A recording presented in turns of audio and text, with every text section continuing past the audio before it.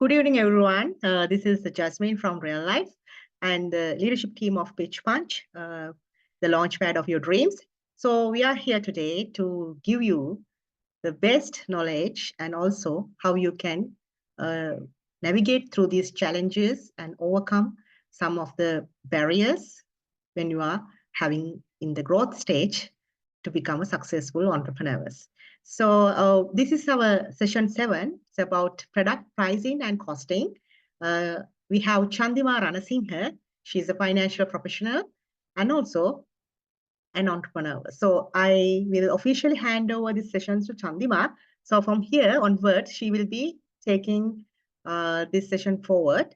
So I really thankful for all the participants, even it's today or Sunday, a very busy lifestyle for almost all the startup founders and entrepreneurs, but they committed some time to stay with us on Zoom platform and learn something new to add these values and insights for their business strategies and entrepreneurial ventures. So I really thank you once again for all the participants and especially Chandima for your time and investment of your knowledge and experience. So it's over to you, Chandima. You can take from here onwards. Thank you. Okay, Jasmine, is there anyone, I'm planning to conduct a session in English language. Is there any need to clarification from Sinhala? Please let me know. I can further elaborate.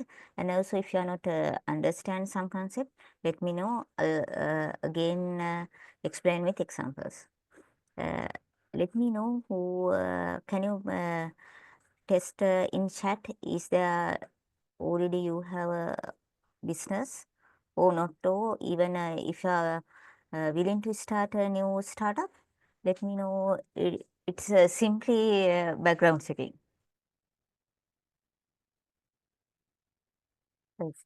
This segment we are going to share my knowledge relating to costing and pricing strategies for entrepreneurs. Then why we really need to learn more about costing and pricing, because you need to really understand your cost and that really need to set in the right price. Without right price, you don't know what is your business profitability. It's again impact to business survival. When you are mastering cost and pricing strategies, you ensure all the costs are covered within your pricing or remaining with compete with other competitors. Today, our session objective is to help entrepreneurs effectively calculate and set price for managing the business cost. Then let's move to what is the costing. Costing is the process of determining how much it costs to produce your product or deliver your service. It may be a product, it may be a service. Both includes direct and indirect costs. For example, if you run a bakery, you know which costs are directly involved. It's include the flour, sugar, egg, and labor cost. It may be a cake decorator, even cake decorator, even a cake maker. Then come to the indirect costs. It may be a electricity. It may be a rent. It may be administration salary. For applying same thing in your business, you can if I am getting for batik business, Gayani, what is your direct cost? This is the session I am planning to do with discussion mode. Raw material, Yes. fabric and dyes is a direct cost. Yeah, mainly raw material, that's the fabric, dye cost, and mainly the designer, even designer, even the labor cost. Without those, you can't run your business. Then what is your business, Himal? Actually, because this is design, this house planning, council drawings, and those things, engineering one, engineering consultancy. So how we quantify the costing? Professional fees. Okay.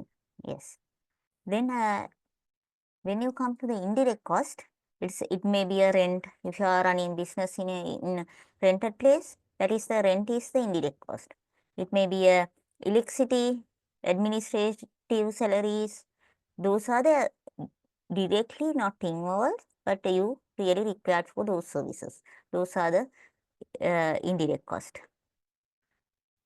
Just to interrupt, even for the ISL, the professional engineers, the membership fee also, for annual membership fee also the indirect cost. Yes, For yes. they maintaining their professionalism and providing that services to their clients. So that should be also included in your costing, I believe. Am I correct, Chandima? So normally in finance, we are getting as a administration cost. You need that cost for doing administration.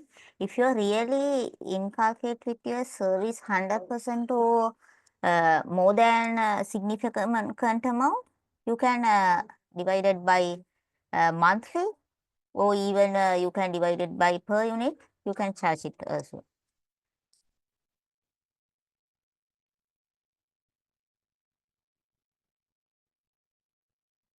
The type of cost.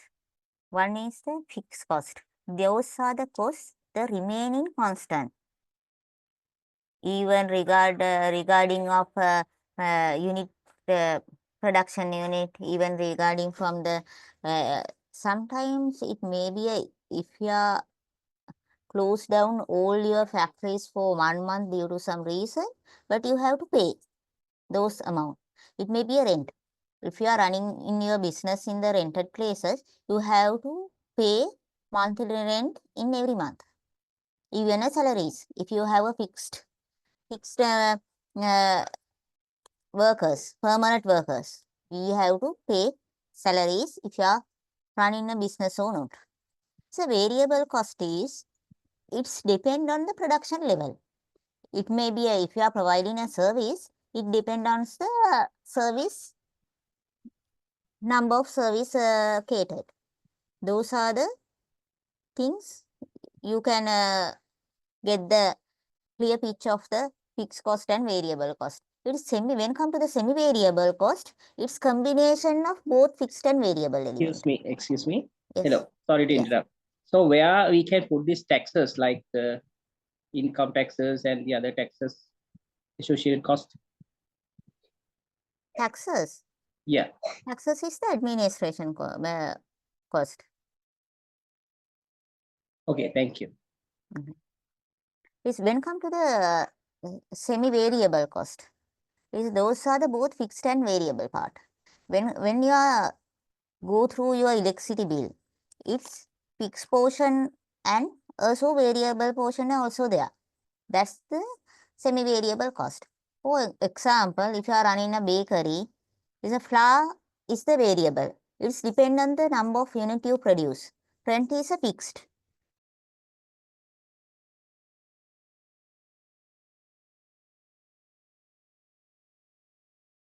Yes, Chandima, can you please explain again that administrative cost, is it coming under kind of fixed cost, or it is coming under indirect cost?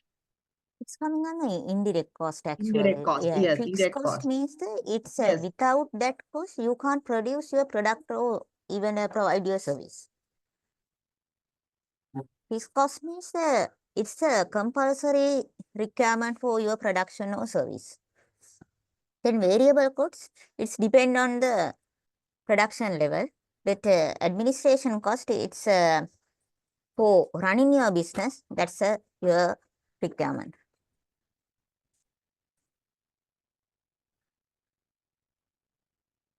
Then we move to cost method. One is a job order costing. Most of time, for example, one customer coming and placing a customized order. Then that cost is you have to prepare the separately. It's not apply of the mass production, even the many number of products, it's not apply. For example, if one person come in and place order for making a wedding saree in batik version, then you have to calculate the separate costing. If you have, for example, if one person coming place order for wedding cake, it's a separate, you have to separate calculation rather than the normal prepare and make a butter cake or chocolate cake. That's the job order costing. It's a, I mentioned that one example is a customer furniture maker. He or she can do the job order costing, calculate the cost for each unique piece of furniture. Yes, sir. If your service is unique, it may be your product or service given to the specific purpose or the specific person, you can charge it a separate cost. It's a job order costing. When come to the process costing, if you are producing the large number of quantities in same product, then it's a process costing. Is for example, if you are making a butter cake, cupcake, 100 number of cupcakes, even 100 number of soft drink, even 1,000 number of bread. That's the process costing. You can calculate the product. Even if you are doing we can take if you are producing batik sari in New Year season, you can do the same design in the 50 number of pieces. If you can do a 100 number of pieces in the same design, that you can apply the process costing. If for come to the engineering service, if you are providing your service, same service for housing project. As a housing project, your service taken to the 100 number of people, more than 100 people. Then you can calculate the process costing. But among the 100 of customers, one customer particularly place an order for specific architectural design, or he or she give the specific design to you, then you can calculate the job order costing for those products. Then come to the standard costing. For most of times, when you are doing a business, you can calculate the budget. For example, if you are manufacturing clothing, dresses. For example, if you are manufacturing, making a dresses, you can use the standard costing to the for your labor, material, and other costing, element of costing. For example, if you are producing a cupcake, you can prepare the standard costing for those cupcakes for each month. For budget, you can prepare a budget. For future calculation, and you can do it right now. For example, if you are doing a next month, then you can prepare a 3 months budget, you can prepare a 6 month budget. Even if you are focusing on the New Year season, you can prepare the budget. But you know what are the cost element.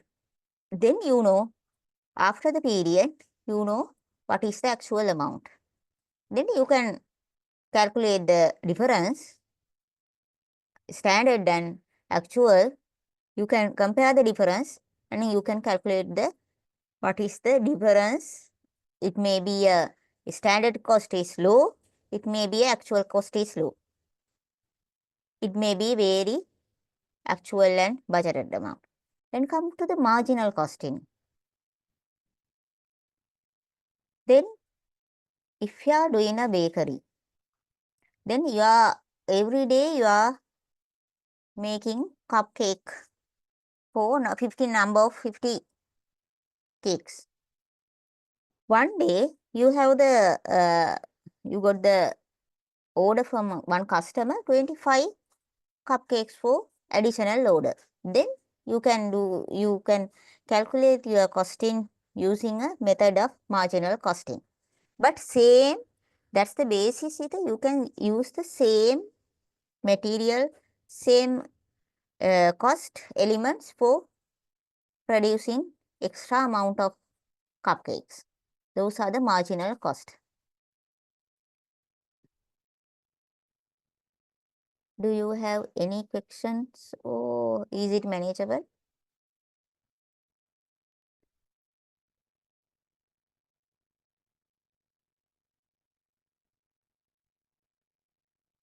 Brian, are you using any costing method or are you planning to use? Even you have the, can you explain what is your practice? I using 1 meter price. I that 2 color. Can I speak in Sinhala? Yeah, yes. මම දැන් කියන්නේ මම සාමාන්‍යයෙන් base කරගන්නේ දැන් අපි 2 color එකක් කරනවා නම් material wise. එතකොට ඒක කොච්චරක් width කියලා බලලා ඒ width එක අනුව මම pricing කරලා තියෙනවා. එක piece එකක් කොච්චරකට dye යනවද? ඒක labor cost කොහොමද කියලා මම pricing කරලා තියෙනවා. ඒ අනුව ඊට පස්සේ ඇඳුමක් කරනවා නම් ඒ ඇඳුමට යන meters ගාන වල තමයි මම ඊට පස්සේ calculate කරන්නේ. ඒක extra කියන්නේ අපි කියන්නේ ඒක fashionable item එකක් නෑ. ඒකට යන cost එක කියන්නේ sewing cost එක වැඩිපුර යනවා නම් ඒක add කරනවා. එහෙම බේස් එකක් තමයි මම කරගෙන යන්නේ. හරි. එතකොට හිමාශ නේද අනිත්? Yeah, ඇත්තටම හිමාල්, sorry. is it okay Sinhala? So normally අපි square feet design drawing එකක් වගේ සාමාන්‍ය council drawing එකක් square feet හරි ඒ වගේ pricing එකක් කරන්නේ. site visit එකක් හරි inspection එකක් නම් ඔයගේ traveling cost එකයි ඊට අමතරව ad hoc තමයි pricing එක depend වෙන්නේ with the customer ගේ capacity එකත් බලලා අර අපිට මොදයන් යන්නත් බෑනේ ඒ නිසා ඒ විදිහක් තමයි දැන්ට pricing කරන්නේ. හරි. ඕගොල්ලන්ට පුළුවන් මෙහෙම දෙයක් කරන්න. ඒ කියන්නේ දැන් මේ ගෑණිගේ එනවා නම් ස්පෙෂල් රික්වයර්මන්ට් එකකට. දැන් අපි හිතමු වෙඩින් එකකට බතික් වලින් සාරියක් කරගන්න එනවා. එතකොට ඒක ස්පෙෂල් ලොකේෂන් එකක් ඒගොල්ලෝ ඩිසයින් එකක් දෙනවා නම් ඔයාට පුළුවන් පොඩ්ඩක් ඔයාගේ charge එක වැඩි කරන්න. ඒ වැඩි කරන්නේ ඔයාගේ ස්කිල් එකට තමයි. ඒතර අනිත් පැත්තෙන් මැටීරියල් එක හොඳම මැටීරියල් එකක් ගන්න ඕනේ. එතකොට වෙන්න පුළුවන් ඒකට මහන්සි වෙන පැය ගාන වැඩි. එතකොට අර ඩිසයින් එකට මැච් කර ගන්න ඕනේ. එතකොට ඔයාලට පුළුවන් එක්ස්ට්‍රා amount එකක් ඔයාගේ ස්කිල් එකටයි ඔයාගේ labor number of hours වලටයි ඕක යූස් කරන්න. එහෙම නැතුව අපි හිතමු normal batik සාරියක් කරගන්න අවුරුද්දට එනවා එක්කෙනෙක්. ඇවිල්ලා අහනවා ඔයාගේ ළඟ මොනවද තියෙන ඩිසයින්. ඒ ඔයාගේ ඩිසයින් බුක් එකක් බලලා ඉවර වෙලා එතනින් සිලෙක්ට් කළොත් ඔයාට ඔයා දන්න ඩිසයින් එකක්නේ. එතකොට අර කෙනෙක් ගෙනල්ලා දෙන ඩිසයින් එකකට වඩා පොඩ්ඩක් අඩුවෙන් ඔයාට charge කරන්න පුළුවන්. දැන් අපි හිතමු දැන් ඔයා අප්‍රේල් වලට එකම කලර් එක එකම ඩිසයින් එක සාරි අපි හිතමු බැංකුවකින් ඕඩර් එකක් එනවා. සාරි 10ක් විතර කරනවා. එතකොට ඔයා පාවිච්චි කරන්න පුළුවන් ඔයාට process costing කියන එක. ඒක වොලියුම් එක බේස් කරගෙන ඔයාට පුළුවන් ඒ වගේ දෙයක් කරන්න. ඒතර අපි හිතමු දැන් ඔයාට ඕඩර් එකක් එනවා ෆොරින කෙනෙක්. එහෙම නැත්නම් ඔයාට ෆොරින් ඕඩර් එකක් එනවා කියලා. එතකොට ඔයා බලන්න ඕනේ ඇත්තටම මේ කියන costing එක විතරද යන්නේ. එහෙම නැත්නම් සමහර විට ඒගොල්ලෝ ඉල්ලන මැටීරියල් එක වෙනස්. ඒගොල්ලෝ ඉල්ලන ක්වොලිටි එක වෙනස්. ඒගොල්ලෝ සමහර විට ක්වොලිටි ස්ටෑන්ඩඩ් අහන්න පුළුවන්. ඊට පස්සේ ඒගොල්ලෝ කියන්න පුළුවන් ප්‍රයිසිං අඩු කරන්න. ඒතර ඔයා බලන්න ඕනේ ඔයාගේ ඔය කැල්කියුලේට් කරන ප්‍රයිසිං එක ඇතුලේ ඔයාගේ මේ සම්පූර්ණ වියදම් කවර් වෙනවද? සමහර විට අපි දැන් කොස්ටින් එකක් හදනවා. කොස්ටින් එකක් හදලා දැන් අපි හිතමු උදාහරණයක් විදියට වෙඩි අර අපි කලින් ගත්ත වෙඩින් සාරි එක හදනවා. එතකොට ඒගොල්ලෝ මුලදී කියනවා අපි ඇවිල්ලා කලෙක්ට් කරන්නම් කියලා. ඊට පස්සේ කියනවා අපිට මේක ඩිලිවර් කරලා දෙන්න පුළුවන්ද කියලා. එතකොට බලන්න ඕනේ හැමතිස්සෙම මතක තියාගන්න අර ඩිලිවරි කොස්ට් කියන එක ඔයාගේ කොස්ටින් එක ඇතුලේ නැහැ. ඒක ඔයා කොහොමද කවර් කරගන්නේ? එහෙම නැති වුණොත් වෙන්නේ අපි අර කොස්ටින් එකක් කරලා ප්‍රයිසින් එකක් කරලා කලින් හිතා ගන්න ගත්ත ප්‍රොෆිට් එක ඔයාට හම්බ වෙන්නේ නැහැ. ඒ වගේම තමයි අර හිමාල්ටත් ඔයා කලින් හිතාගෙන දැන් ඩ්‍රොයින් එකක් කරනකොට අපි හිතනවානේ මෙන්න මේ ටික යනවා. ඒතර සමහර විට සමහර කෙනෙක් කියන්න පුළුවන් ඩ්‍රොයින් එකක් කරලා අපිට මේක අප්‍රූව් කරලා දෙන්න පුළුවන්ද? ඔව්. මට හිතෙනවා එහෙම දේවල් වෙනවද කියලා. සමහර විට අපි බලන්න මම ඇත්තටම බලන්නේ දැන් සාමාන්‍යයෙන් ප්‍රොෆෙෂනල්ස්ලා ගන්න රේට් එකක් තියෙනවනේ. ඔව්. ඇවරේජ් රේට් එකක් ඊට වැඩිය අඩුවෙන් තමයි මේව කරන එකක් තමයි අර මාකටිං එකයි අර එක්ස්පැන්ෂන් එක කරන එක තියෙන මේකත් එක්ක අපි තාම බිග්නර්ස්ලා වගේනේ. ඒක නිසා අර කම්පිටිෂන් එක එක්ක එතකොට අර හරි කොස්ටින් එක මම හිතනවා වෙන්නේ නැතුව සමහරට අර සමහර කස්ටමර්ස්ලා ඉන්නවා අපි කියන සාමාන්‍ය ඒගොල්ලන්ගේ ඉන්කම් රේන්ජ් එකත් එක්ක අපි අර මේ ලොකු මාජින් එකකට යන්නත් බෑ. එහෙමත් තියෙනවා. සමහර තැන්වලදී කන්සල්ටන්සි හරි සයිට් විසිට් එකක් හරි එහෙම වුණොත් සමහරට අපි percentage wise ඒ estimated value එකනුත් ගන්නවා. අර වෙලා තියෙන හරියට ඒක fix එකක් මේව කරගන්න අයිඩියා එකක් නැහැ. ඒක. thank you. මේව කරන්න. ඔයාට දැන් අපිට ඉස්සලා මාකට් එකට ඇතුල් වෙන්නත් ඕනේ. ඒතකොට හිතනවා දැන් අනිත් අයට වඩා අඩු ගාණක් charge කරලා මට මාකට් එකට යන්න පුළුවන්. හැබැයි ඒ යන අතර ඔයා හරියටම calculate කරලා බලන්න ඔයාගේ cost එක මේකෙන් cover වෙනවද කියලා. අඩුම ගානේ ඔයාට idea එකක් ගන්න. ඔයාගේ strategy එක okay. ඔයාට මාකට් එකට එන්ටර් වෙන්න ඕනේ. ඔයා ඒ නිසා අනිත් අයට වඩා අඩු ගාණක් charge කරන්නේ. හැබැයි ඔයා බලන්න ඕනේ ඔයාට ඔයාගේ cost එකවත් cover වෙනවද මේ amount එක ඇතුලේ. ඒ cost එක cover වෙනකොට අනිවාර්යෙන් ඔයාගේ effort එක එහෙම නැත්නම් ඔයාගේ මහන්සිය ඔයා වැඩ කරන පැය ගානේ cost එක cover වෙන්නම ඕනේ. දැන් ගොඩක් අය කරන්නේ මේ ලංකාවේ costing හදනවා. හැබැයි තමන්ගේ ශ්‍රමදායකත්වය ඒකේ නෑ. labor cost එක නෑ. අනිත් හැම අර දැන් අපි හිතමු මොකක් හරි ෆැක්ටරි එක ළමයි 5ක් වැඩ කරනවා නම් ඒ 5 දෙනාගේ සල්ලි වලින් ගෙවන නිසා ඒ 5 දෙනාගේ cost එක තියෙනවා. හැබැයි දැන් මම නම් අයිතිකාරයා මම ගොඩක් වෙලාවට ඒ වෙලාවෙම සල්ලි ගන්න නැහනේ. එතකොට සැලරි එකක් ගන්න තාක්කල් සමහර වෙලාවට අරක කැල්කියුලේෂන් එකෙන් අමතක වෙලා තියෙන්නේ. ඒ නිසා කැල්කියුලේට් කරලා බලන්න මම මේ කරන මම ස්ට්‍රැටජි එකක් නේ යූස් කරන්නේ මාකට් එකට එන්ටර් වෙන්න. මේ ස්ට්‍රැටජි එක හරිද? එහෙම නැත්නම් මම මේකට මොකද්ද කරන්න ඕනේ? එහෙම කියලා බලන්න අඩුම ගානේ ඔයාගේ cost එකවත් cover වෙන්න ඕනේ. cost එකට පල්ලෙහෙන් price එකක් කරගෙන යන්න එපා. එහෙම වුණාම වෙන්නේ අපිම දන්නේ නැතුව අර business එක grow වෙන්නේ නැහැ. ඒ වගේ දෙයක් බලන්න. අතන strategy එක හොඳයි. ඔයා දැන් කිව්වා වගේ එක එක special services provide කරනකොට ඒකට extra amount එකක් use කරනවා කියලා ඒක හරි. එතකොට අරකට බලන්න. එතකොට ගයනි ඔයත් අර විදිහට පොඩ්ඩක් බලලා හදලා බලන්න. bulk code එක දෙනකොට කොහොමද ඔයා calculate කරන්නේ? එහෙම නැත්නම් ස්පෙસિෆික් කෝඩ් එකක් ප්ලේස් වෙනකොට ඔයාට මොනවාද ඇඩිෂනල් charge කරන්න පුළුවන් දැන්? ඔයාගේ ඩිසයින් එකට පුළුවන්, ඔයාගේ ස්කිල් එකට පුළුවන්. එහෙම නැත්නම් මැටීරියල් එකේ ක්වොලිටි එකට පුළුවන්. එහෙම නැත්නම් ෆැබ්‍රික් එකේ ක්වොලිටි එකට පුළුවන්. එහෙම නැත්නම් දැන් බතික් වලිනුත් කරලා ඒක තව කෙනෙක් කිව්වොත් ඔය බතික් ඩිසයින් එක ඇතුලේ බීට්ස් වලිනුත් ඩිසයින් එකක් දාලා දෙන්න කියලා. ඒ වගේ ස්පෙસિෆික් එකක් આવුත් ඔයා කොහොමද වැඩිපුර charge කරන්නේ? ඔයාගේ costing එකේ මේ හැම එලිමන්ට් එකක් cover වෙලා කියනවාද කියලා බලන්න. අනිත් එක තමයි දැන් අපි හිතමු product එකක් හරි service එකක් අපි ලංකාවේ නෙමෙයි එළියට ඉන්න කෙනෙක්ට දෙනවා නම්. especially ගයනි ඉන්න නිසා export market එක ඇතුලේ බලන්න අර හැම cost එකක්ම cover වෙනවද කියන්නේ. ඒ කියන්නේ freight charge එක cover වෙනවද? එයා ඉල්ලන term එක මොකද්ද? එයා ඉල්ලන්නේ වරායටද එහෙම නැත්නම් එයාගේ factory එකටමද? ඔය කියන අනිකුත් cost elements උත් cover වෙනවද කියලා බලන්නම ඕනේ. කියලා දැන් සමහර වෙලාවට බය කෙනෙක් හම්බෙනකොට එකපාරට බය අහන්න පුළුවන් product එකේ cost එක කීයද? ඒතර අපිත් එකපාරට confuse වෙනවනේ. ඒතර අපිටත් එකපාරට හිතා ගන්න බෑ දැන් අපි කියන ගාන මොකද්ද? අපි හිතන සමහර වෙලාවට දැන් අපි හිතමු මං සාරියක් ගන්නවා මට ඒකට රුපියල් 2000යි charge කරන්නේ.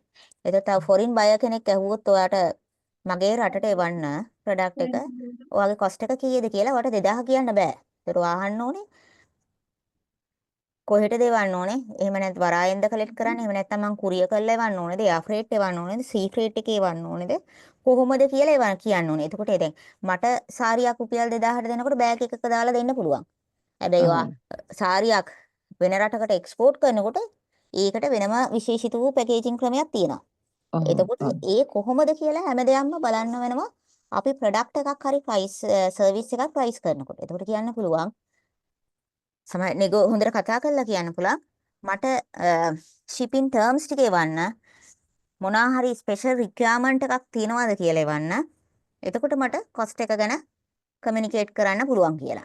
අර ඒ වගේ විදිහට ඒ අවස්ථාවට ගැලපෙන විදිහට උත්තරයක් දෙන්න පුරුදු වෙන්න එකපාරට කියන්නේ නැතුව. එහෙම නැති වුණොත් වෙන්නේ අර සමහර වෙලාවට අපිට කොච්චර නම්බර්ස් ගාන ප්‍රොඩක්ට් එක 20 50 ඉල්ලුවත් වැඩක් නැහැ අපේ අර cost එක cover වෙලා නැත්තම්. තේරුණාද මං කියපු එක? තේරුණා. ජෙස්මින් මොකක් හරි ප්‍රශ්නයක් තියෙනවා ජෙස්මින්? නෑ හරි. Yeah. I have a question. Jack, actually, we have some customer-centric innovations and projects, programs happening at Real Life.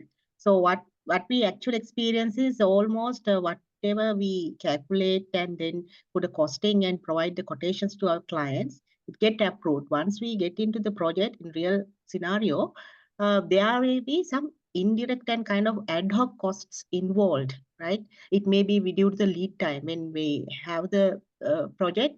Sometimes when we have extra requirement from the clients, they need the delivery before the deadline. So then we have to hurry up our process, and then we have to take all our kind of negotiations with the suppliers. So there may be some other indirect costs also involved that we have not included in the quotation or whatever the performer invoice. So that that was the problem that actually we have.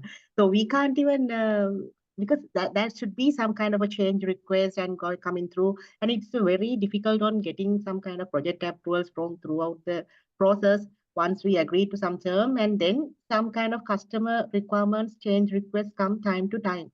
So it's very difficult to negotiate and also to satisfy the client. So how can we overcome that complex costing situation and give some kind of a strategy to overcome that stage?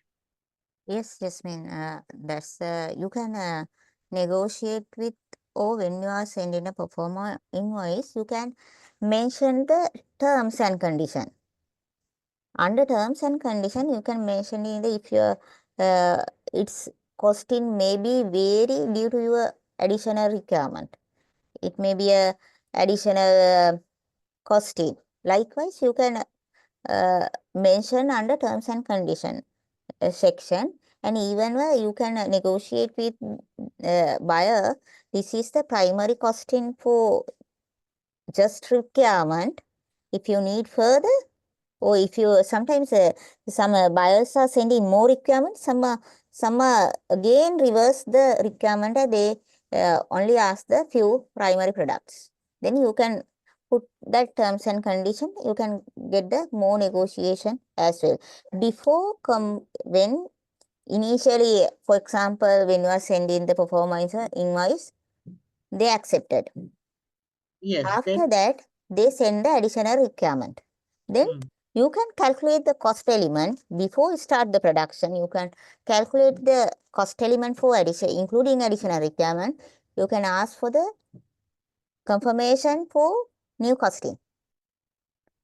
Until confirm the new costing or negotiation completed, wait to start the production. That's the I can give the strategy, and with more with the buyer. Yeah, Yes.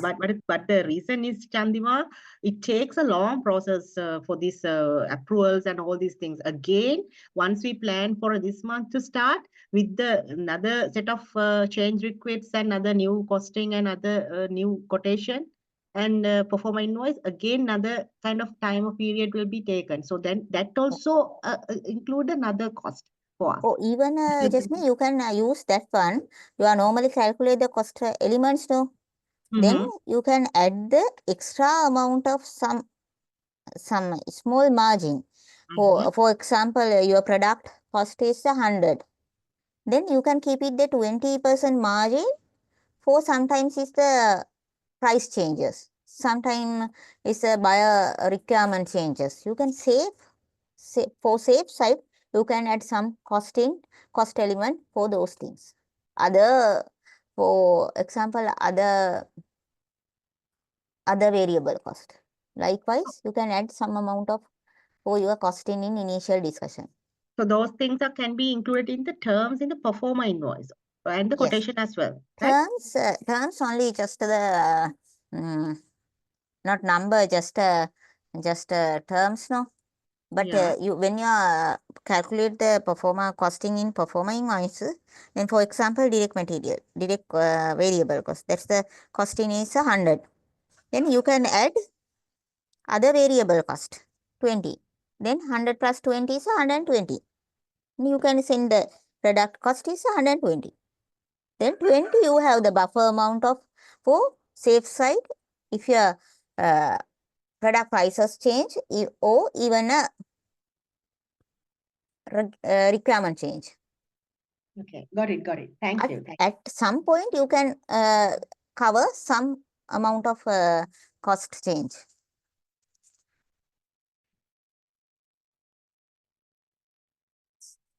Is there any clarification, Gayani and Himal?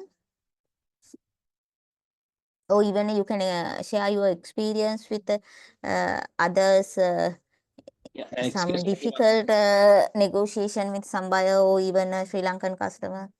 In products wise, if we are quoted for the government, we has to give a fixed price because there is no negotiation. At that sense, we can put some contingency value percentage or some kind of additional with the pricing and the some amount. Is it practical or what are the Yes, things? yes, practical, but most of government institution, if you negotiate with them and Lowest is price. a further negotiation is very difficult. Yeah, yeah. Then Because in the initially, NPC rules, we cannot, because normally they are going to the least value most of the time. yes, So yes, when we quote for that, so most of the people try to put the least value. So because of the sometimes they will lose their profits also when they are doing the business. yes, So, but thing is, for some period you can do without profit, even matching with cost. Is a profit is a zero level, but if you are going further down in zero level, it's financially I'm not given the advice to that taken off that project. yeah, if we are you put the price break even, but Yes, with the when the time of supply, the cost may be due to the contingencies may be increased. So yes, that time there is no provision to have a negotiation or change in the price.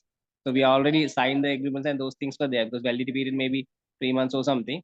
But anyway, if the validity period go on, we can negotiate. But most of the time it was not practical things were there. That's why. yeah. Okay. But in your costing, you can also add at least inflation amount. For example, if yeah, your industry is engineering related services things, for assuming inflation is at 10%, but at least you have the margin to 10% to cover the changes of service.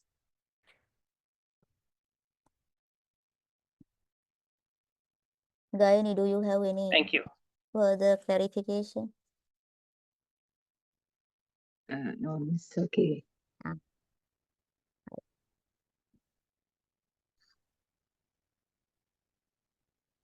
බලමු දැන් pricing කියන්නේ මොකක්ද?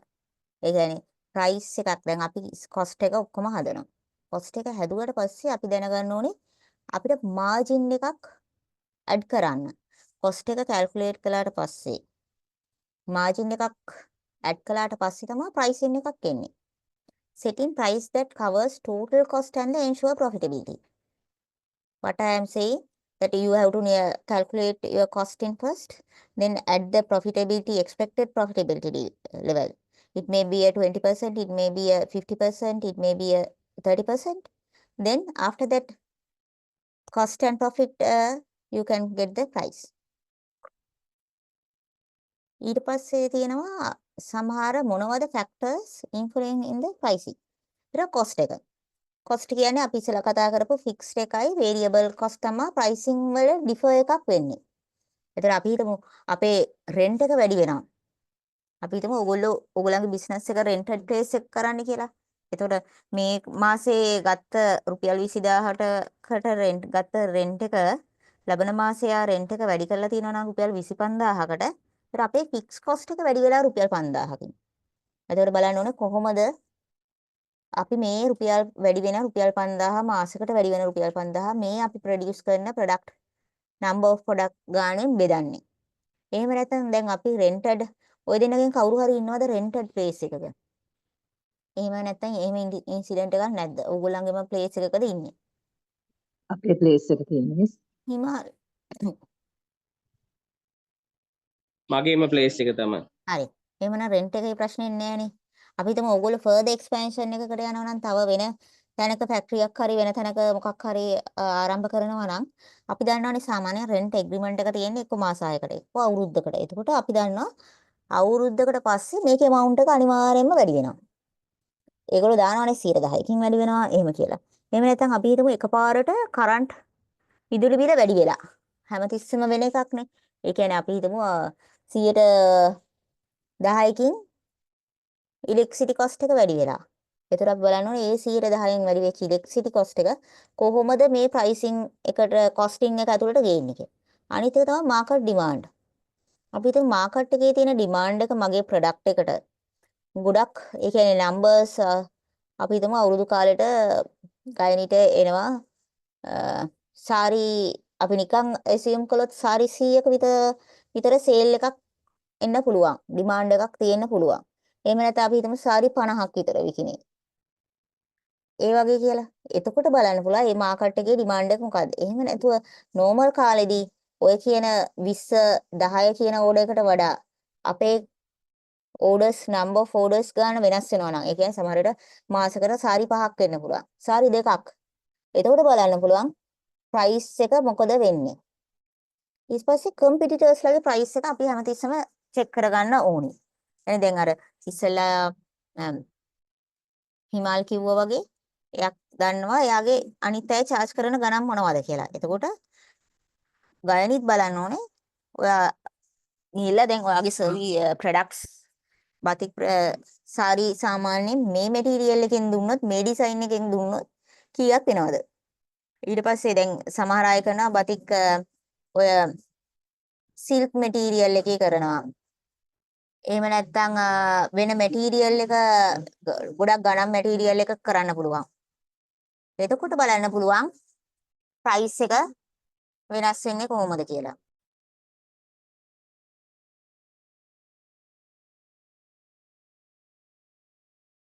ඊට පස්සේ බලන්න පුළුවන් perceived value එක. ඕගොල්ලෝගේ product එකක් හරි සර්විස් එකක් හරි දෙනකොට ඕගොල්ලෝ මොන වැලියු එකක්ද ට්‍රාන්ස්ෆර් කරන්නේ කියලා. මම දැන් ගයනිට ඕඩර් එකක් දෙනවා මං කියනවා වෙඩින් එකකට යන්න මට batik සාරි එකක් කරගන්න ඕනේ. හැබැයි ඒක කරගන්න ඕනේ අර සිල්ක් මැටීරියල් එකකින්. එතකොට දැන් ට්‍රෙන්ඩ් එකකුත් තියෙනවානේ ඒ වගේ එකක් ගන්නාම හරි normal batik සාරියක් අඳිනවට වඩා අර සිල්ක් මැටීරියල් එකේ batik සාරියක් අඳගෙන ගියාම ඒක හරි rich look. එතකොට හොඳ පිළිගැනීමක් තියෙනවා. අපි වැලියු එක මොකද්ද ට්‍රාන්ස්ෆර් කරන්නේ කියන එක.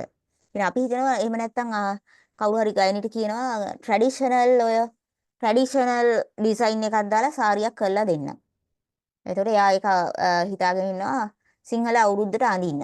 ඒ කියන්නේ අපි හිතමු දැන් ඔය පවුල් ගොඩාක් එකතු වෙන තැනක ඇඳා එයාට මොකද්ද හම්බෙන වැලියු එක. ඒතර එයාගේ එක්ස්පෙක්ටේෂන් එක තියෙන්නේ අර හිස්ටරි එකයි ට්‍රැඩිෂන් එකයි ඒ ඔක්කොම වර්තමානයට ගේන්න. ඒතකොට මොකද්ද ඔයා ට්‍රාන්ස්ෆර් කරන වැලියු එක. එහෙම අපි බලමු හිමාල් එයා ඩ්‍රෝයින් එකක් අඳිනවා නම් අපි හිතනවා මම කස්ටමර් නම් මං කියනවා මට තියෙන්නේ පර්චස් 4ක ඉඩමක්. මේ 4 ඇතුලේ මට තට්ටු 2කුත් ඕනේ, කාමර 3කුත් ඕනේ, ඇතුලේට බාත්රූම් 2කුත් ඕනේ, පොඩි ගාඩන් එකකුත් ඕනේ. ගසුත් පිරීලා තියෙන්න ඕනේ. ඔය රික්වයර්මන්ට්ස් ඔක්කොම ටික කියනවා. එතකොට මම එක්ස්පෙක්ට් කරන සර්විස් එකට ඔයා ඒ එක්ස්පෙක්ටේෂන් එකට එහා ගිය සර්විස් එකක් දෙනවා නම් එතකොට ඔයා අර වැලියු එකක් ට්‍රාන්ස්ෆර් කරලා තියෙන්නේ. අපි දන්න මේ පර්චස් 4 ඇතුලේ අඹ ගස් දෙකක් තියෙනවා. ඔය අඹ ගස් දෙක කපලාද මේ ගේ හදන්නේ. කපන්න නැතුව ඒකට ලස්සනට ඔයාගේ සබ්ජෙක්ට් එකෙන් ඒකත් උත්තරයක් දීලා ඒ ගස් දෙකත් එක්කම ගේ හදනවද කොහොමද කියලා බලලා ඔයාට පුළුවන් ඔයාගේ වැලියු එක ඒකට ඇඩ් කරන්න. දැන් සමහර වෙලාවට දැන් ඉස්සරනේ තියෙන මුළු ඉඩමෙම ගස් ටික කපලා ගේ හදලා දෙනවා. දැන් එහෙම නෑනේ. දැන් කරන්නේ තියෙන ගස් ටිකත් එක්කම ඕගොල්ලන්ට පුළුවන් ලස්සනට ඩිසයින් කරලා එයා කස්ටමර්ට මැච් වෙන විදිහට environmental friendly ඒ වගේ එකක් දාන්න. ඒ වගේ. දැන් අපි හිතමු දැන් එක්සැම්පල් එකක් විදිහට Apple ෆෝන් එකක් යූස් කරන කෙනෙක් ඒකේ නමටනේ යූස් කරන්නේ. එතකොට ඒක වැලියු එක කොතනද ක්‍රියේට් වෙලා තියෙන්නේ? අන්න ඒක තමයි හැමතිස්සෙම බලන්න ඕනේ. අපි ප්‍රයිස් කරනකොට අපි හිතමු අපේ බ්‍රෑන්ඩ් එකක වැලියු එක ගොඩක් වැඩි නම් ඔයගේ ප්‍රයිස් එක අනිවාර්යෙන් වැඩිනේ. Apple ෆෝන් එකේ ප්‍රයිස් එකයි නිකන් Samsung ෆෝන් එකේ ප්‍රයිස් එකයි අතර වෙනස ඕගොල්ලෝ දන්නවනේ. ඒකට බලන්න පුළුවන් මොන ෆැක්ටර්ස්ද මේ ප්‍රයිසිං වලට ඉෆෙක්ට් වෙන්නේ. අපි හිතමු දැන් කෙමිකල් එකක්. අපි මෙහෙම දෙයක් උදාහරණයකට විතර ගමු. අර දැන් තියෙනවනේ ට්‍රෙන්ඩ් එකක් ඇඳුම් කලර් කරනවනේ මේ ඔය ආයුර්වේද ඖෂධ පාවිච්චි කරලා. එතකොට එයාගේ හැමතිස්සෙම තියෙන සර්විස් එක යුනික් සර්විස් එකක්. එතකොට ඕන කෙනෙක් හිතනවා අර පාවිච්චි කරන කෙමිකල් එක harmful නෑ කියලා. ඇඟට ප්‍රශ්නයක් නෑ. කිසිම ඉෆෙක්ට් එකක් නෑ කියලා. එතකොට එයා වැලියු එකක් ෂෙයා කරනවා. ඒ වැලියු එක ෂෙයා කරන්නේ එයාගේ බ්‍රෑන්ඩ් එකත් එක්ක කියනවා මම පාවිච්චි කරන්නේ ආයුර්වේද කලර්ස් විතරයි ආයුර්වේද ප්‍රොඩක්ට්. හිතමු සුදු හඳුන්. එහෙම නැත්නම් මොකක් හරි රත් හඳුන්. ඔය කලර්ස් ගන්න පුළුවන් මෙන්න මේ ප්‍රොඩක්ට් රේන්ජ් එක තමයි මම පාවිච්චි කරන්නේ. එතකොට ගන්න මිනිස්සයාට ඉන්ටෙන්ෂන් එකක් තියෙනවා මේක ස්කින් එකට හානිදායි නෑ. එතකොට ඒකත් එනවා අනික ගොඩක් අය කැමතිනේ කියන්න. මගේ මේකේ කලර් එක හරි වෙනස් මොනවද මේ නෑ මම මෙතනින් ගත්තේ ඒගොල්ලෝ පාවිච්චි කරන්නේ ආයුර්වේද කලර්ස් ප්‍රොඩක්ට්ස් විතරයි මේ වගේ කලර්ස් කරන්න. ඒ වගේ බලන්න ඔයාට දෙන්න පුළුවන් වැලියු එක මොකද්ද? එතකොට අපි හිතමු දැන් මට පුළුවන් ට්‍රැඩිෂනල් ආර්ට් වර්ක් එකක් මගේ ඩිසයින් එකකට ගේන්න. අපි දෙනවා දැන් ගයිනිට ඕඩර් එකක් එනවා ට්‍රැඩිෂනල් අර පෙරහැරේ ආකෘතියක් බතික් කරලා දෙන්න කියලා. එහෙම නැත්නම් අපි හිතමු අර වෙස් මූණක් ට්‍රැඩිෂනල් වෙස් මූණක් බතික් කරලා දෙන්න. එතකොට ඔයා මොකද ක්‍රියේට් කරන වැලියු එක? එකක් හිස්ටරි එක, එකක් වැලියු එක. ඒ කියන්නේ අපේ අතීතය, ඒකේ තාක්ෂණය, ඒකේ තියෙන චිත්‍ර ශිල්පීය ඥානය, ඒ හැම දෙයක්ම ඔයා වැලියු එකක් විදිහට එයාට ගෙනල්ලා දෙනවා. ඒතර ඕවා තමයි බලන්න ඕනේ මේ ප්‍රොඩක්ට් එකෙන් මට දෙන්න පුළුවන් වැලියු එක මොකද්ද? ඒ වගේ දේවල් හැමතිස්සෙම පොඩ්ඩක් බලන්න මොකද්ද මගේ දෙන්න පුළුවන් වැලියු එක කියලා. තේරුණාද මොනවා හරි ප්‍රශ්න තියෙනවද?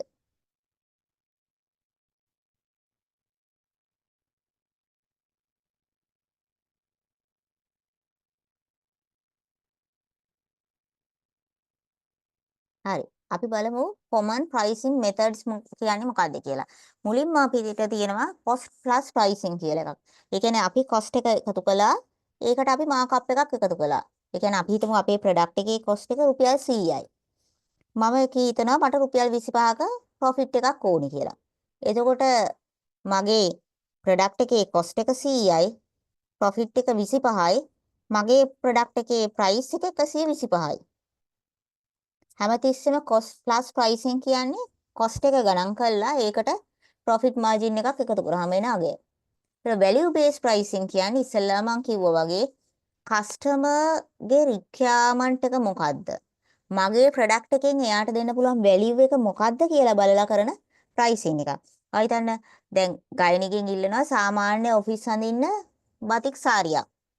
ඒකම එයා කියනවා මගේ දුවගේ වෙඩින් එක තියෙනවා.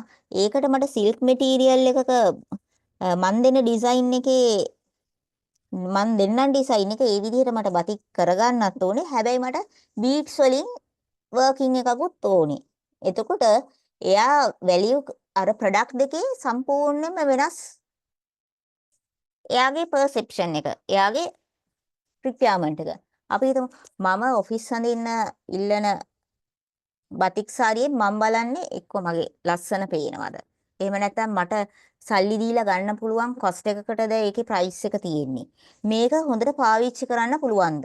ඕ වගේ සාමාන්‍ය දේවල් තමයි මම බලන්නේ. හැබැයි මම වෙඩින් එකකට මගේ ඩිසයින් එක කරගන්නත් ඕනේ. මැටීරියල් එකත් ක්වොලිටි වෙන්න ඕනේ.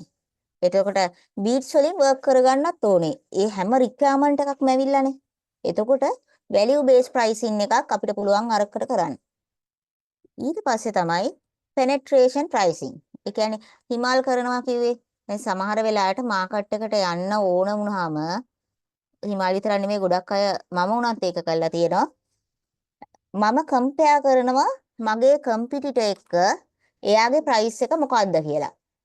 හිතන්න මම මෙහෙම එකක් මම හදනවා අඹ චට්නි එකක්. ඒක ග්‍රෑම් 250ක අඹ චට්නි එකක් හදලා මං ප්‍රයිස් කරනවා කියන්න රුපියල් 300කට. මගේ ප්‍රයිස් එක රුපියල් 300යි. ඒකට මට ගිහින් බලන්න පුළුවන් අඹ චට්නි සුපර් මාකට් එකෙන් අඹ චට්නි බෝතලයක වීදුරු බෝතලයක ගාණ කීයද? එහෙම නැත්නම් ඒක වැකුම් පැක් කරලා පැක් එකක් විදියට තියෙනවද? එහෙම නැත්නම් තව මොනවද යූස් කරලා තියෙන්නේ? ප්ලාස්ටික් බෝතල් වල යූස් කරලා තියෙනවද? බයෝඩිග්‍රේඩබල් මොකක් හරි එකක පැක් කරලා තියෙනවද? ඔය දේවල් අපිට බලන්න පුළුවන් සුපර් මාකට් එකකට ගිහිල්ලා බලන්න පුළුවන්. ඊට පස්සේ අපිට පුළුවන් ඔය ඇග්‍රිකල්චර් සෙන්ටර්ස් වල ඒ වගේ තැනකට ගිහින් බලන්න. ඒතකොට අපිට ගිහින් බලන්න පුළුවන් ඔය නැචරල් ඕගනික් ෆුඩ් ස්ටෝර් තියෙන්නේ ඒකක ගිහින් බලන්න පුළුවන්. ඉතින් අඩුම ගානේ එහෙම යන්නවත් බැරි නම් අපිට පුළුවන් ඉන්ටර්නෙට් එකේ සර්ච් කරන්න. අපිකෝ ඔන්ලයින් එකේ සර්ච් කරන්න පුළුවන්. හීල්ස් ඔන්ලයින් ගිහින් බලන්න පුළුවන් ප්‍රොඩක්ට් මොනවද තියෙන්නේ. ඉතින් ඊට පස්සේ අපිට ලියා ගන්න පුළුවන් හරි. ස්මැක් එකෙන් මෙච්චරයි. MD කට්ටියගේ මේ ගාන. එතකොට තව අද අපි හිතමු කීල්ස් එකේ මේ ගාන කියලා ලියා ගන්න. එතකොට බලන්න පුළුවන් මේ කට්ටියගේ අතර වෙනස් වෙලා තියෙන්නේ කවුද? මගේ ප්‍රයිස් එක මේකට මැච් වෙලා තියනවාද? අපි හිතමු කීල්ස් එකේ රුපියල් 350යි. ඊට පස්සේ MD ළගේ 475යි.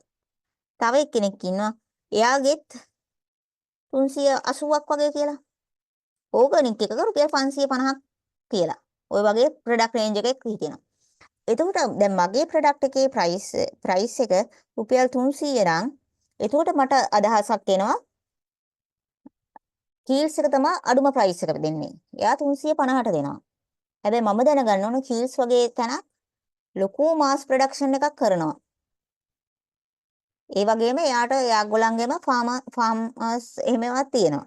ඒකට එයාගේ කොස්ට් එක ගොඩක් අඩුයි. ක්වොන්ටිටි එක වැඩි කරලා. ඒ නිසා මට මගේ ප්‍රොඩක්ට් එක තව පොඩ්ඩක් වැඩි කරන්න පුළුවන්. එහෙම නැත්නම් ඔක අනිත් පැත්තේ හිතන්න. හීල්ස් එකේ ගාන රුපියල් 300යි මගේ එක 350යි. එතකොට මට බලන්න පුළුවන් මම 150ක මාජින් එකක් තියාගෙන තමයි මගේ 350 ඇවිල්ලා තියෙන්නේ. එතකොට මට හිතෙන්න පුළුවන් මගේ ගෙවල් ළඟ කීල්ස් එකක් තියෙනවා නම් ඕන කෙනෙක්ට ඇක්සස් කරන්න තැනක කීල්ස් තියෙනවා නම් මගේ 350 කියන ගාන 340කට අඩු කරන්න පුළුවන්ද? 330කට අඩු කරන්න පුළුවන්ද කියලා අපිට පුළුවන් බලලා තීරණයක් ගන්න. අනිත් එක තමයි ස්කිමින් ප්‍රයිසින් කියන්නේ ඉනිෂියල් ප්‍රයිස් එක හරිම වැඩි. ඊට පස්සේ ටික කාලයක් ගියාට පස්සේ තමයි අඩු වෙගෙන එන්නේ. අපි හිතමු Apple උදාහරණයකට Apple ෆෝන් එකක් කියන්න අලුත්ම version එක එනකොට ඒගොල්ලන්ගේ ෆෝන් charge එක ගොඩාක් වැඩි. ලක්ෂ 3යි 50යි 4යි ඕ වගේ range එකක එන්නේ. හැබැයි කාලයක් යනකොට අර version එක තව version එකක් එනකොට අරක price එක අඩු වෙලා යනවා. ඊට පස්සේ අපි බලමු dynamic pricing. ඒකට බලලා හිතන්න දැන් Uber එකක් ගත්තොත් උදේ ඔෆිස් යන වෙලාවටයි හවස ඔෆිස් ඇරිලා එන වෙලාවටයි ප්‍රයිස් එක සාමාන්‍යයෙන් වැඩි නෝමල් වෙලාවට වඩා. ඒ වගේ බලන්න ඩිමාන්ඩ් එක විදිහට ඇඩ්ජස්ට් වෙන්න පුළුවන්ද? අපේ ප්‍රයිසින් එක චේන්ජ් කරන්න පුළුවන්ද කියලා. අපි හිතමු අපිට ඔෆිස් එකකින් ඕඩර් එකක් එනවා කියලා බර්ත්ඩේ එකක් කප් කේක් 100ක්. එතකොට අපි සාමාන්‍යයෙන් කප් කේක් එකක ප්‍රයිස් එක 250 නම් අපිට පුළුවන් ඒක 230කට 35කට 240කට වගේ දෙන්න. මොකද අර ක්වොන්ටිටි එක වැඩි.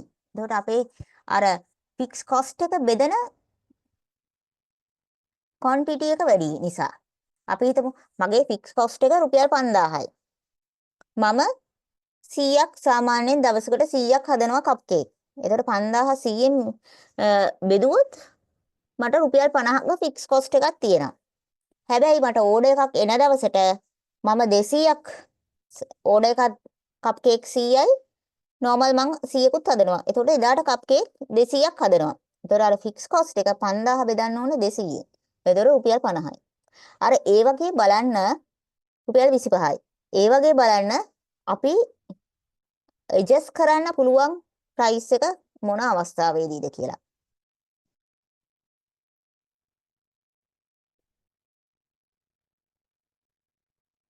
මෙතෙන්ට වෙනකන් තේරුණාද? මොනවා හරි ප්‍රශ්න තියෙනවද?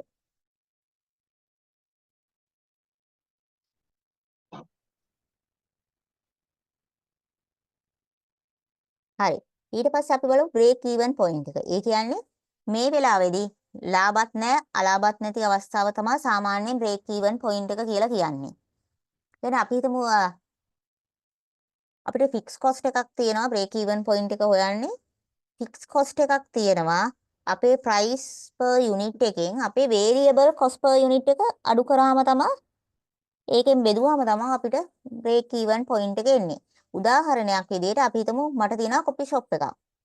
මේ කොපි ෂොප් එකේ මම රුපියල් 5කට තමයි කොෆි එකක් සෙල් කරන්නේ. මට රුපියල් 2ක වේරියබල් කොස්ට් එකක් තියෙනවා. එතකොට මම කරන්න ඕනේ රුපියල් 2000 කියන ෆික්ස් කොස්ට් එක බෙදන්න ඕනේ 5 අඩු කිරීම 2 කියන 3ෙන්.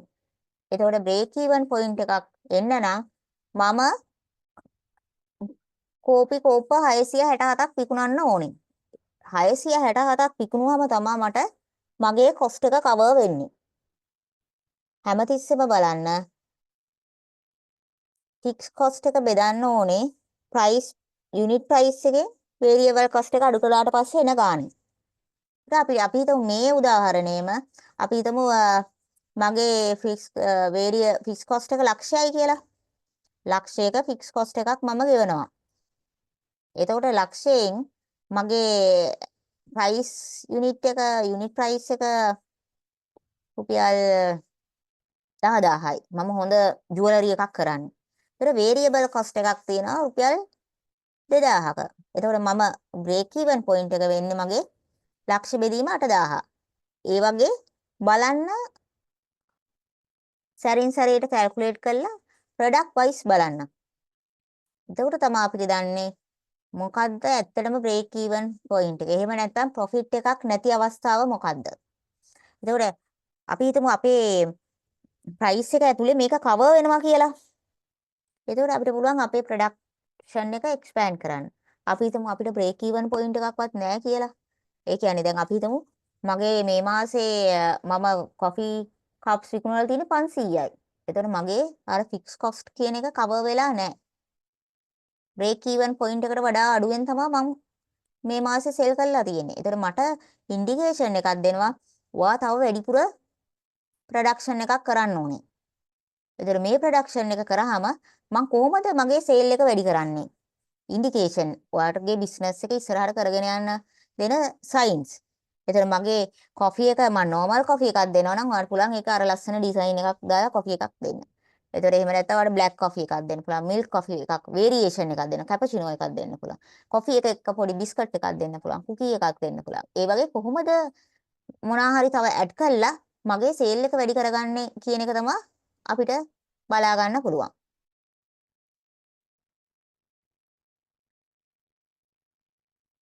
ඊට පස්සේ අපි බලමු pricing and selling strategies කියන එක කොහොමද වෙන්නේ? අපි හිතමු අපේ හැමතිස්සෙම මගේ price එක වෙනස් වෙනවා නම්. ඒ කියන්නේ දැන් මම product එකක් නම් හදන්නේ. හැමතිස්සෙම මේ ප්‍රශ්නෙට අපි හැමතිස්සෙම මුහුණ දෙනවා. හැම වෙලාවෙම මේ මාස ගන්න raw material අපි හිතමු raw material price එක නෙමෙයි ලබන මාසේ මං ගන්නකොට තියෙන්නේ. අපි හිතමු රෙදි මම සාරි මහන්න රෙදි ආර 100ක් ගන්න එකේ ප්‍රයිස් එක නෙමෙයි ලැබෙන මාසේ රෙදි ආර 100ක් ගන්නවා. ඒගොල්ලෝ මොනවද කියන්නේ අපිට? සාමාන්‍යයෙන් ඉම්පෝට් කරනකොට කොස්ට් එක වැඩි වෙලා. මේ මැටීරියල් එක දැන් නැහැ. ඔයගේ ප්‍රශ්න ගොඩාක් කියනවනේ. එතකොට මේ වියදම් වෙනස් වෙනකොට අපේ raw material වල ප්‍රයිස් එක වෙනස් වෙනකොට අපෙත් ප්‍රයිස් එකයි කොස්ට් එකයි වෙනස් වෙනවා. අනිත් එක තමයි competitive market pressure එක. ඒතර සමහර අය ඉන්නවා ගොඩක් දැන් ස්ටේබල් බිස්නස් කරන කට්ටිය හැම තිස්සෙම මොකද්ද දැන් අපි හිතමු ගොඩාක් ක්වොන්ටිටි එකක් මම සාරි 5000ක් සාමාන්‍යයෙන් මාසෙට හදනවා නම් එතකොට ගයිනි හදන්නේ 100ක් නම් එතකොට 5000 කියන එක්කෙනාට ලොකු ප්‍රෙෂර් එකක් දෙන්න පුළුවන් ගයිනිට. එතකොට අර 5000 හදපු එක්කෙනාට එයාගේ ප්‍රයිස් එක සමහර විට 50%කින් 20%කින් 25%කින් 30%කින් අඩු කරන්න පුළුවන්. හැබැයි ගයනිට ඒක ඒ විදිහටම කරන්න බෑ. මොකද එයා අරක ප්‍රයිස් එකත් එක්ක කම්පෙයාර් කරලා පොඩි මාජින් එකක් තමයි තියාගෙන තියෙන්නේ. එතකොට අපි හිතමු සමහර වෙලාවට අපි හිතනවා මිනිස්සුන්ගේ දැන් තියෙන ආර්ථිකයේ විදිහට මේ ප්‍රොඩක්ට් එක විකුණ ගන්න බෑ. ඒකට අපි හිතනවා අපි දැන් 100 නම් මට මැක්සිමම් 20ක් විතර තියාගෙන 120ට විකුණනවා. හැබැයි තව කෙනෙක් ඒක ලොකු ක්වොන්ටිටි එකක් අරගෙන එයා මගේ 90ට දුන්නොත් මට 90ට දෙන්න බෑනේ. මගේ කොස්ට් එකත් 100ක් වෙලා තියෙනවා. එතකොට අරයා ප්‍රෙෂර් එකක් දෙනවා මගේ ප්‍රයිස් එක අඩු කරන්න කියලා.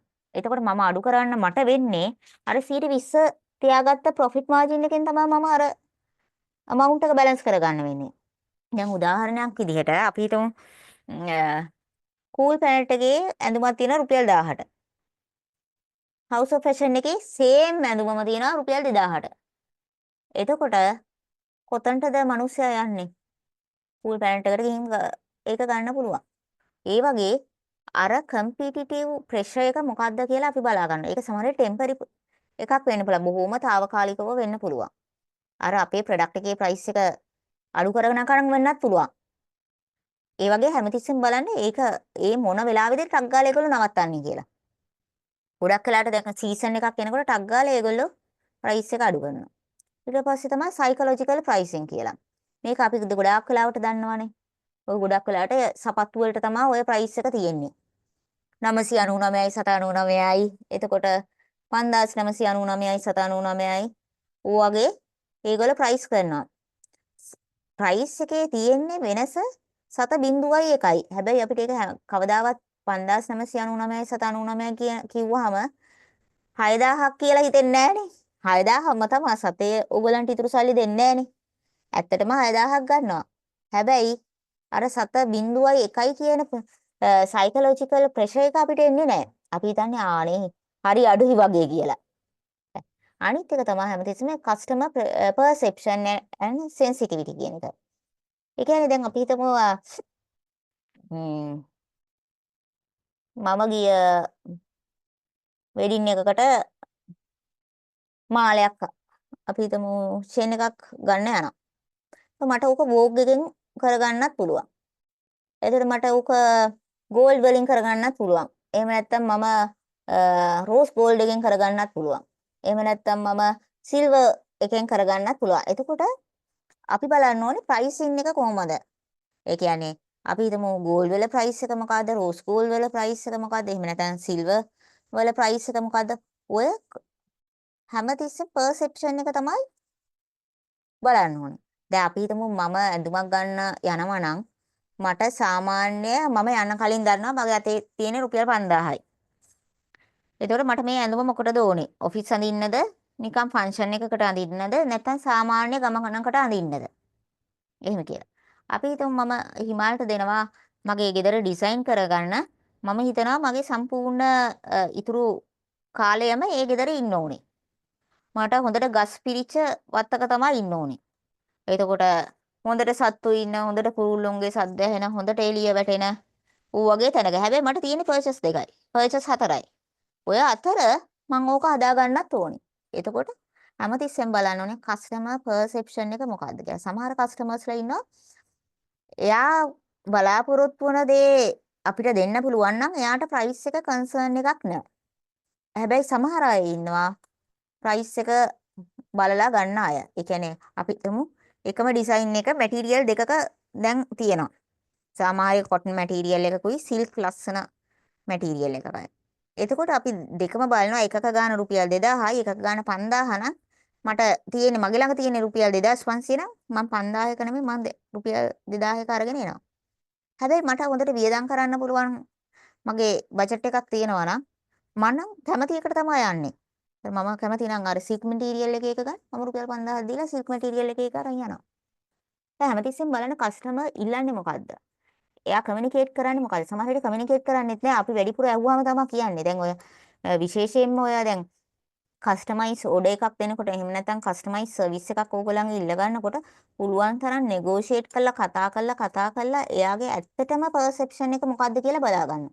සමහර වෙලාවට ප්‍රොඩක්ට් එක හරි සර්විස් එක දුන්නට පස්සේ එයා කිව්වොත් මම එක්ස්පෙක්ට් කරගෙන මේ දේ නෙමෙයි. මේ ප්‍රොඩක්ට් එක නෙමෙයි. මම සර්විස් එක නෙමෙයි කියලා එතනදී අපිට ආයි හැරෙන්න කාලයක් නැහැ. ඒ නිසා පුළුවන් තරම් බලන්න එයාව රික්වයර්මන්ට් එක අයිඩෙන්ටිෆයි කරන්න කොහොමද? ඒ රික්වයර්මන්ට් එකට ප්‍රොඩක්ට් එක දෙන්නේ කොහොමද? ඒ රික්වයර්මන්ට් එකට කොස්ට් එක කැල්කියුලේට් කරන්න කොහොමද? ඒ කොස්ට් එකට ප්‍රොෆිට් එකක් තියන්නේ කොහොමද කියලා. ඔය ටික තමයි අපි සාමාන්‍යයෙන් ප්‍රයිසින් කරනකොට බලන්න ඕනේ. අපි හිතමු අපිට පුළුවන් තව ටූල්ස් පාවිච්චි කරන්න ඔය කොස්ටින් ප්‍රයිසින් වලට. සාමාන්‍යයෙන් ක්වික් බුක්, සෙරෝ, ෆ්‍රෙෂ් බුක් කියලා ඔය software solution එක තියෙනවා. එහෙම නැත්නම් අපිට පුළුවන් Excel version එකේ මේවා කරගන්න. දැන් ඕගොල්ලෝ Google එකට ගිහිල්ලා simple type කළොත් simple spreadsheet for cost calculation කියලා Google එකේ free template එකක් ගන්න පුළුවන්. එතකොට අපිට පුළුවන් අපි අපේ business එක structured කරලා එහෙම නැත්නම් හරි විදිහකට ඔය software එකක් ගන්නකම් හරි අපිට පුළුවන් අර format පාවිච්චි කරලා අපේ cost එක calculate කරන්න. එහෙම නැත්නම් හැමතිස්සෙම එක්ක ChatGPT එකේ හරි ගහලා බලන්න market research කරන්න පුළුවන්. එතකොට survey කරන්න පුළුවන්. එතකොට බලන්න පුළුවන් දැන් අපි හිතමු ගයනි type කරනවා silk material batik wedding saree එකක සාමාන්‍ය price එක කීයද? අර පුළුවන් ChatGPT ගියා ඕක ගහලා search කරන්න. ඒකේ එන්න පුළුවන්. අපි හිතමු ශ්‍රී ලංකා කියලා ගැහුවා. ශ්‍රී ලංකාවේ එක price high price එක මොකද්ද, medium price එක මොකද්ද, low price එක මොකද්ද කියලා අපිට idea එකක් ගන්න පුළුවන්. අපි හිතමු අපි ඒක යවන්නේ ජපානයට. ඔයාට ගහන්න පුළුවන්. මේ silk material wedding saree price in Japan. ගහන්න පුළුවන්. ඒතකොට ඒක කියනවා මේක ජපාන් වල හදපු එකක්. මේක import කරලා තියෙන්නේ ලංකාවෙන්. මේක import කරලා තියෙන්නේ ඉන්දියාවෙන්. ඒතකොට ඒ price ගැන අපිට සාමාන්‍ය දැනුමක් ලබා ගන්න පුළුවන්. ඒ වගේම හිමාශරත් පුළුවන් ඔවත් මොකක් හරි box model 3 bedroom 2 attached bathroom වල plan එකක price එක කීයද? service එකක price එක කීයද? එතකොට දැන් අපි හිතමු අපේ customer කියනවා නම් මගේ අඹ ගස් දෙකක් තියෙනවා මේ ගස් දෙකත් කපන්න බෑ මේකත් තියාගන්න ඕනේ. ඒතකොට තව මල් ගස් ටිකක් තියෙනවා ඒකත් තියාගන්න ඕනේ. ඔක්කොම නිකන් ගහලා බලන්න පුළුවන්. මොනවද දැන් මේ යන trends? එතකොට මට මේ ආකිටෙක්චර් ඩිසයින් එක කොහොමද ප්‍රයිස්? එතකොට නැත්තම් ලංකාවේ ඉන්න ආකිටෙක්චර් ඩිසයිනර්ස්ලා charge කරන ගණන් මොනවද? ඒගොල්ලන්ගේ ඩිසයින් මොනවද? එතකොට ඒෂියන් කන්ට්‍රීස් වල මොනවද පාවිච්චි කරන්නේ? වෙන රටවල් වල මොනවද කරන්නේ? ඌ වගේ දේවල් අපිට හොයා ගන්න පුළුවන්. ඊට පස්සේ බලන්න පුළුවන් මේ cost elements අඩු කරන්නේ කොහොමද කියලා. ඒකත් බලන්න පුළුවන්. ඒ කියන්නේ දැන් අපි හිතමු අපි පාවිච්චි කරන්නේ ඉන්දියාවෙන් ගේන මැටීරියල් හරි ඉන්දියාවෙන් ගේන කෙමිකල් කියලා කලර්ස් කියලා.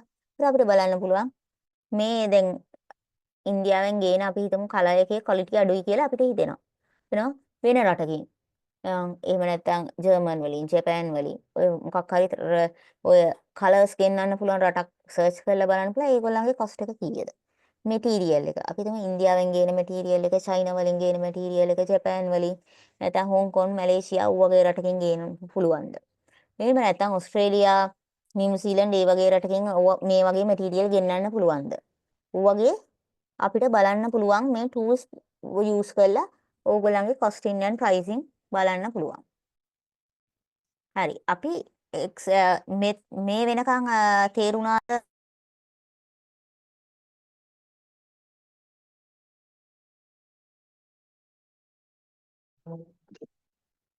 තේරුණා.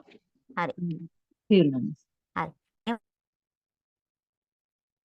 එක්සාම්පල් එකක් බලමු. අපි handmade candle business එකක් කරගෙන යනකොට අපි මොනවද බලන්න ඕනේ? මම මේක කියනකොට ඔය දෙන්න බලන්න ඔය දෙන්නගේ බිස්නස් එකට මේක කොහොමද ඇප්ලයි කරගන්නේ කියලා. අපි මුලින්ම බලන්න ඕනේ අපි cost element identify කරගන්න ඕනේ. අපි ඉස්සෙල්ලා කතා වුණානේ එකක් direct cost කියලා එකක් තියෙනවා එකක් indirect cost කියලා තියෙනවා. දැන් මුලින්ම බලන්න ඕනේ ඉන්ඩිරෙක්ට් කොස්ට් කියන්නේ මොනවද? handmade candle business එක. ඒ කියන්නේ raw material තමයි දැන් මෙතන කතා කරන්නේ. direct material නේ. එතකොට raw material.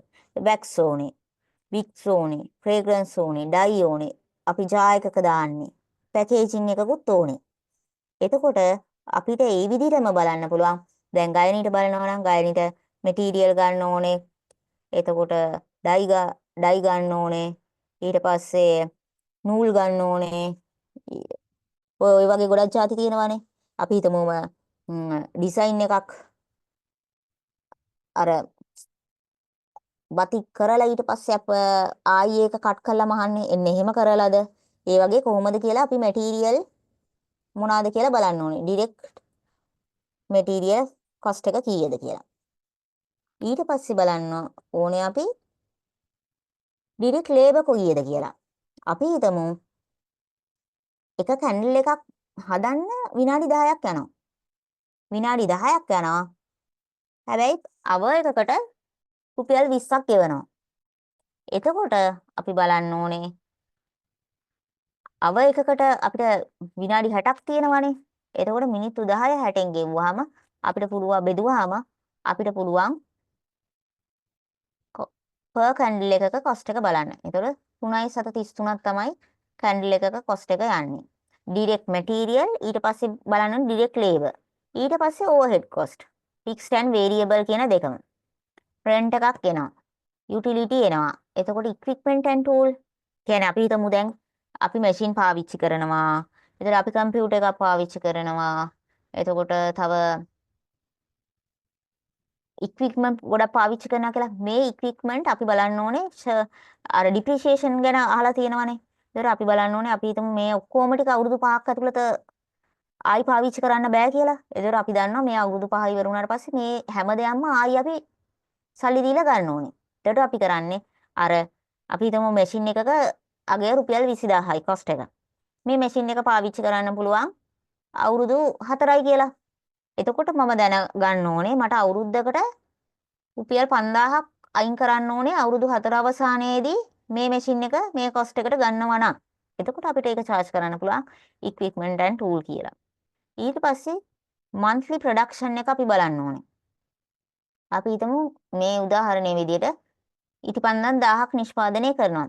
එතකොට මේ overhead එක අපි එකතු කරන්නේ rent එකයි utility equipment කියන මේ ඔක්කොම එකතු කරාම 650,000න් බෙදුවාම per unit overhead cost එක එන්නේ 765යි.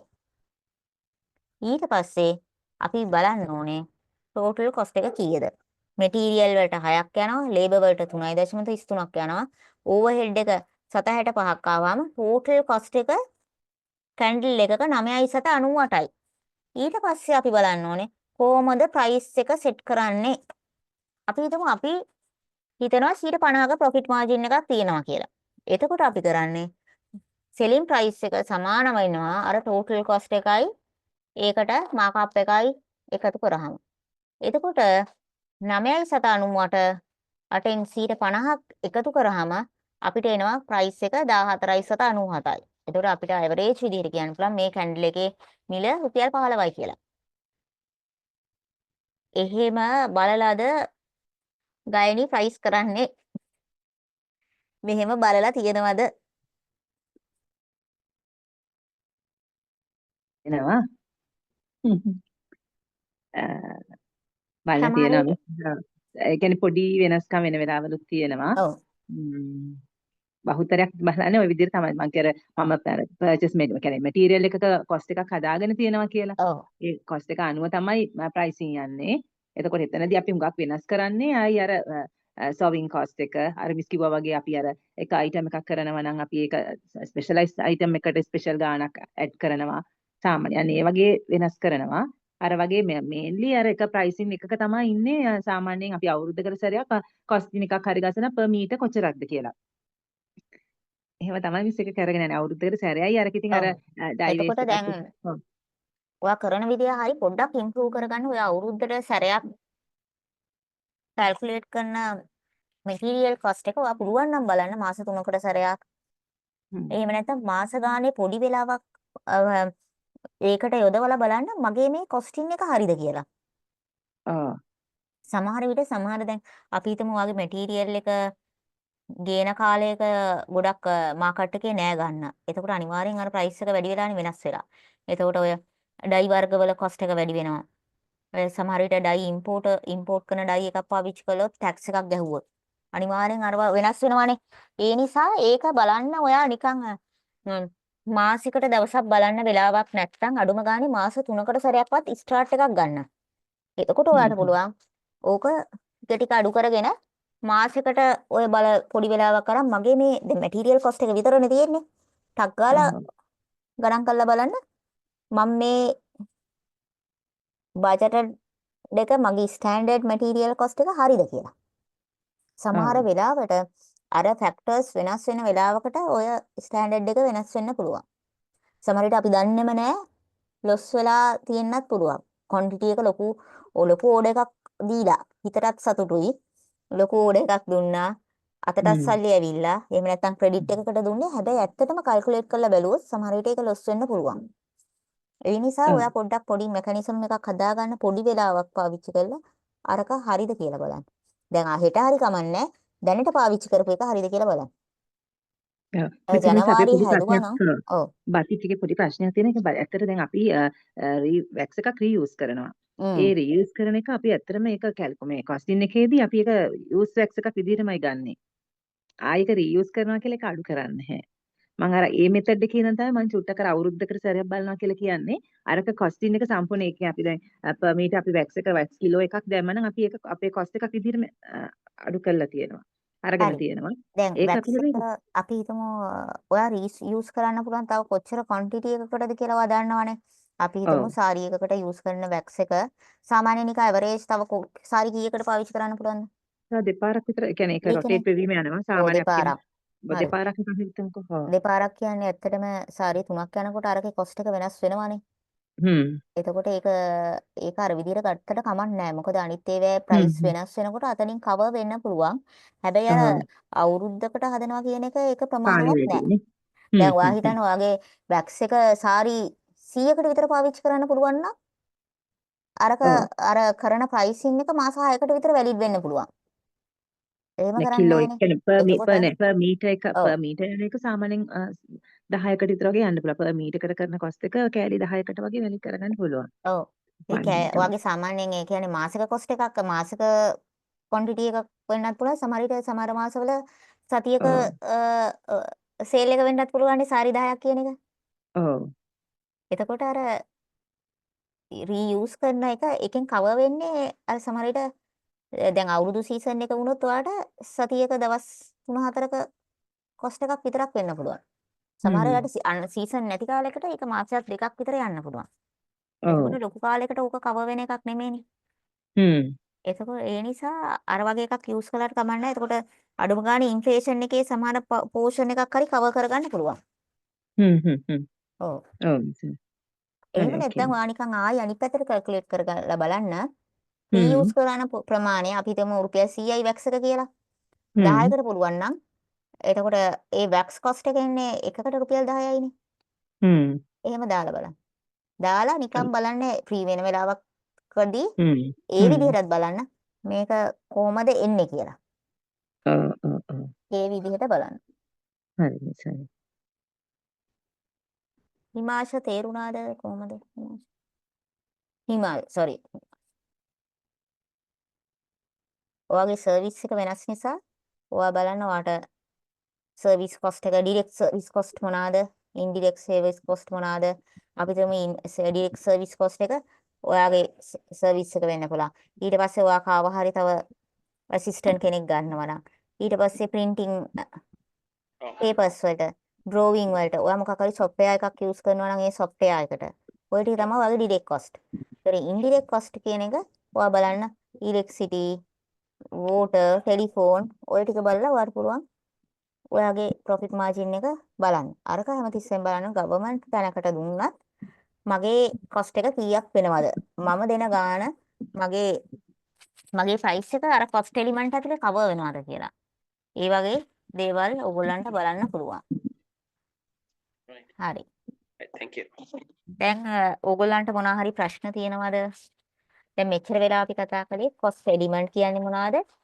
direct cost කියලා જાතියක් තියෙනවා, indirect cost කියලා තියෙනවා, semi portion එකේ තියෙන එකක් තියෙනවා. direct cost කියලා කියන්නේ ඒ product එක හදන්න අනිවාර්යයෙන්ම අත්‍යවශ්‍ය වන දේවල්. indirect cost කියන්නේ ඒ product එක service එක දෙන්න අවශ්‍යයි. හැබැයි ඒක නැතුවත් අපිට මේක product එකක් හරි service එකක් දෙන්නත් පුළුවන්. semi කියලා කියන්නේ ඒ portion දෙකම එකතු වෙලා. electricity එකක් ගත්තොත් ඒකේ fixed portion එකක් තියෙනවා. ඊට පස්සේ use කරන units ගන්නට වැඩි වෙන portion එකකුත් තියෙනවා. ඕකක් තමයි. ඊපස්සේ අපි pricing කරන්නේ කොහොමද? එතකොට අපි pricing කරන්නේ cost එක ගණන් කරන්නේ කොහොමද? ඊපස්සේ අපි margin එක ගැන කියන්නේ කොහොමද? ඒ කියන්නේ සාමාන්‍යයෙන් search කරලා බලන්න, research කරලා බලන්න මගේ product එක අපි හිතමු batik clothing කියලා. සාමාන්‍ය industry average profit එක කීයද? එහෙම නැත්නම් දැන් හිමාල්ගේ ඒ සර්විස් එක අපි හිතමු ඩ්‍රෝවිං එකක් කරන house drawing ඒකේ සාමාන්‍ය average profit එක කීයද? එහෙනම් අපිට පුළුවන් මේ information වලින් අපේ decision ගන්න. එහෙම නැත්නම් අපි පාවිච්චි කරන විදිය වෙනස් කරගන්න. අපි මොනවද කරන්න ඕනේ strategy? අපි මොනවද කරන්න ඕනේ තව මේකේ price එක වැඩි කරන්න. cost එක අඩු කරන්නේ අපි කොහොමද? මේ වගේ දේවල් අපිට පුළුවන් කතා කරගන්න. ඒක තමයි මට අද session එකේදී කියන්න තියෙන්නේ. ඔයගලන්ට මොනවා හරි ප්‍රශ්න තියෙනවා නම් තව මොනවා හරි clarify කරගන්න තියෙනවා නම් අහන්න.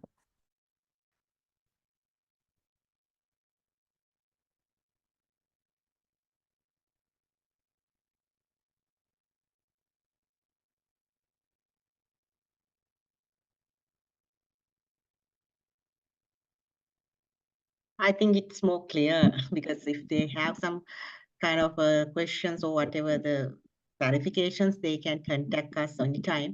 We have the WhatsApp group and the email. So then you can connect with us and ask any question, whatever. We will support you to grow to the next level, setting back your all the strategies and getting ready with the new ideas and new concepts and new strategies. So thank you, Chandima, for your time and your knowledge and experience sharing with our entrepreneurs about pricing and costing strategies. So I wish all the success for all our entrepreneurs. Pitch Punch sessions, online sessions are over from here. But remember, we have 2 in-person sessions coming up. That is for your personal branding. We get your photography and your videography of your products, and we will set up a Pitch Punch magazine and also provide you the platform where you can pitch your products and your services in front of the potential investor panel. So that is an upcoming opportunity. So if you have not registered yet, just follow the registration link, and I will share it in here. And you can connect with us and stay in touch, and you can send us an email to this email. So stay in touch, and we wish you a very good weekend. And then we will stay in touch in next week onwards. I will post the updates and also the recorded sessions if you have missed all the other sessions, so you can study when you have time and get ready with your success journey. Thank you, Chandima, once again.